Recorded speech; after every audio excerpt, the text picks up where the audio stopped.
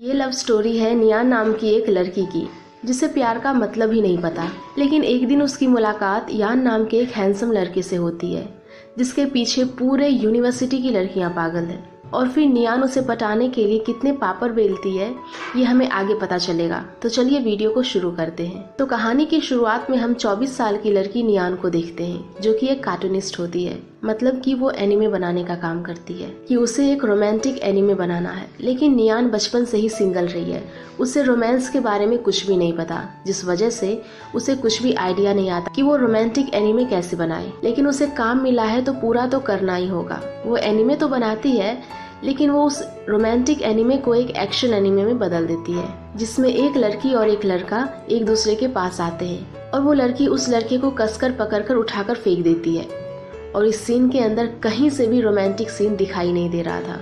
वहाँ पर उसके सभी सीनियर्स उस पर काफी हंसते हैं और उसका मजाक भी उड़ाते हैं और उसे वार्निंग भी मिलती है कि अगर उसने एक अच्छा सा रोमांटिक एनिमे नहीं बनाया तो उसे अपने जॉब से हाथ धोना पड़ेगा। अब नियान को कुछ दिनों का समय दिया जाता है जहां बाहर बैठकर वो अपने एनिमे का डिजाइन बनाने लगती है कि तभी उसके पास एक डॉग आता है जिसके गले में लगे बेल्ट के जरिए उसे पता चलता है कि इस डॉग का नाम बाओ है और उसका सरनेम नियान था।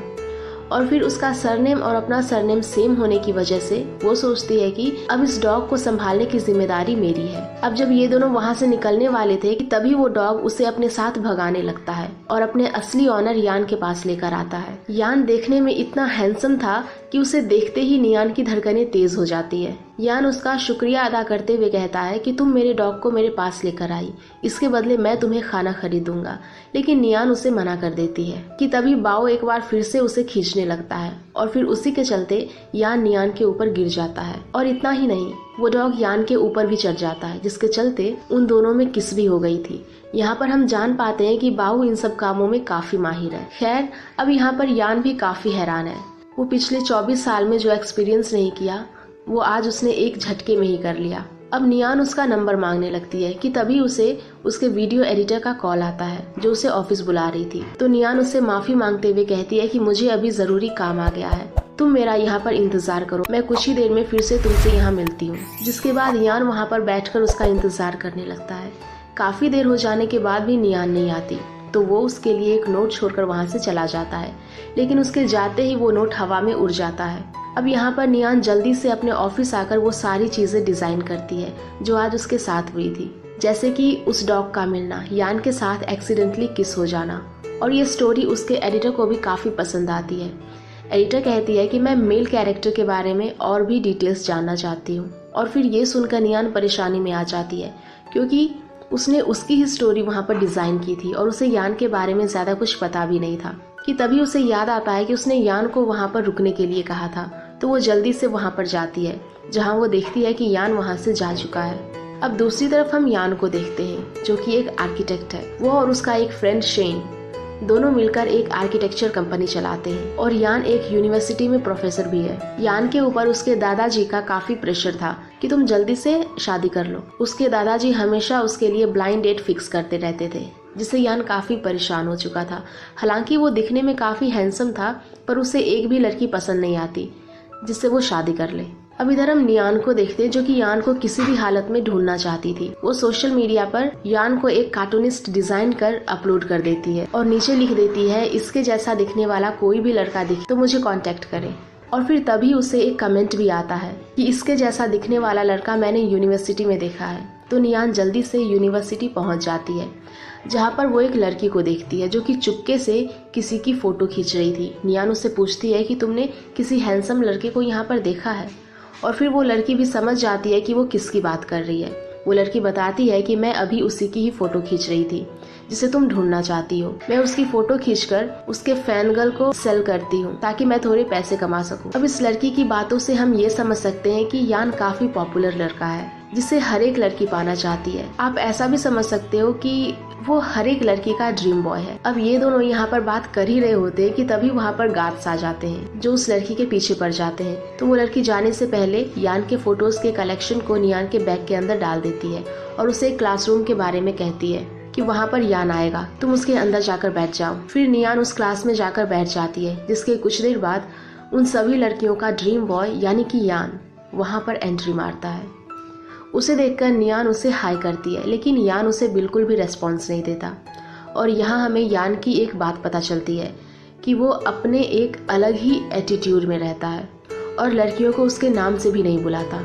अब यहाँ पर यान अपने स्टूडेंट्स को एक पजल देता है और कहता है कि तुम में से कोई भी अगर इस पजल को सॉल्व कर दिया तो तुम जो बोलोगे मैं तुम्हारे लिए करूँगा। अब ये सुनकर वहाँ की सारी लड़कियाँ एक्साइटेड हो जाती है और उस पजल को सॉल्व करने लग जाती है, लेकिन एक भी लड़कियां उस पजल को सॉल्व नहीं कर पाती। अब आखिर में बारी थी नियान की, जो उस पजल को सॉल्व कर देती है, जिस बात से यान काफी हैरान होता है। वो उसे एक ऑफिस में ले जाता है और उसे पूछता है कि तुमने इस पजल को सॉल्व कैसे किया, जिस पर नियान कहती है कि मेरे फादर एक आर्किटेक्ट थे और मेरे घर पर भी ऐसा ही पजल था जिसे मैं बचपन से खेला करती थी और इसे सॉल्व करना मेरे लिए बाएं हाथ का खेल है। और तभी यान को उसके बैग से वो मेमोरी मिल जाती है जो कि वो लड़की उसके बैग में डाल कर गई थी। जब यान उस मेमोरी को चेक करता है तो उसके अंदर उसके काफी अच्छे अच्छे फोटोज थे।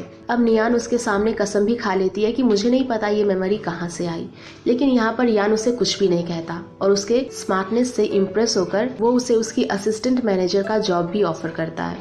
साथ ही ये भी कहता है कि अगर मुझे इन 7 दिनों में तुम्हारा नाम याद रहा या फिर अगर इन 7 दिनों में मैंने तुम्हारा नाम एक बार भी लिया तो तुम यहाँ पर परमानेंट जॉब कर सकती हो, और अगर मैंने तुम्हारा नाम एक बार भी नहीं लिया तो तुम यहाँ से दफा हो जाना। और यहाँ हम जान पाते हैं कि यान का एटीट्यूड एक अलग ही लेवल का है। वो किसी भी लड़कियों को उसके नाम से नहीं बुलाता, वो उसे उसकी आईडी से बुलाता है। अब इसके बाद नियान अपने ऑफिस जाती है जहाँ पर वो आज उसके साथ जो कुछ भी हुआ वो उसकी एक स्टोरी बनाकर अपने एडिटर को दिखाती है और फिर उसकी एडिटर स्टोरी देखकर काफी खुश होती है। वो कहती है कि तुम उसकी मैनेजर की जॉब कर लो ताकि हम उसके बारे में और भी जान सके। अब अगले दिन नियान का जॉब का पहला दिन था जहाँ पर वो उसके आगे पीछे दिन भर घूमती है।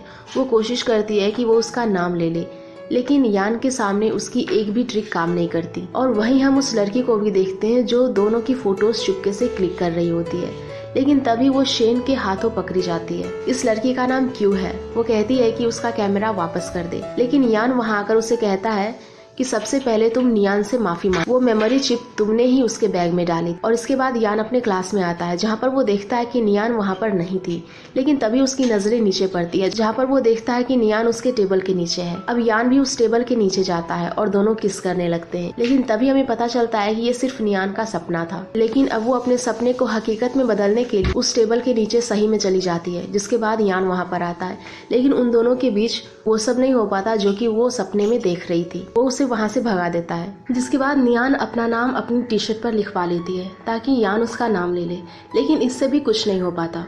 तो वो उसकी कंप्यूटर स्क्रीन पर अपनी फोटोज भी लगा देती है ताकि वो उसे याद करे और उसका नाम ले ले। अब अगले दिन नियान जब अपने ऑफिस आती है तो उसे यान दिखाई नहीं देता।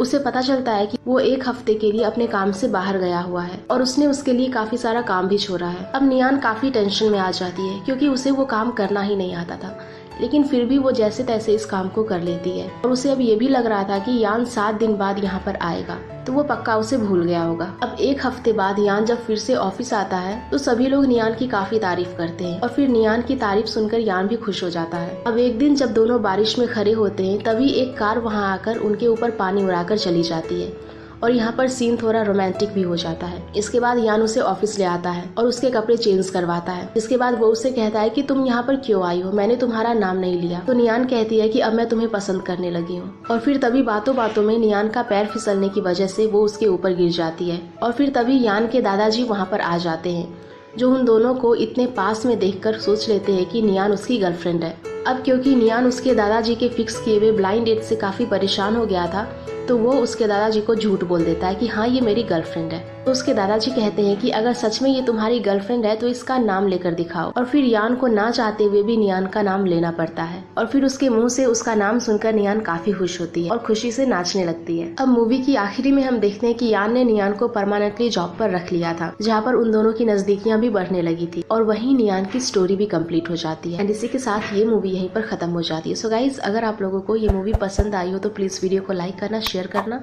और ऐसे वीडियोस के लिए हमारे चैनल को सब्सक्राइब भी कर देना। Thank you.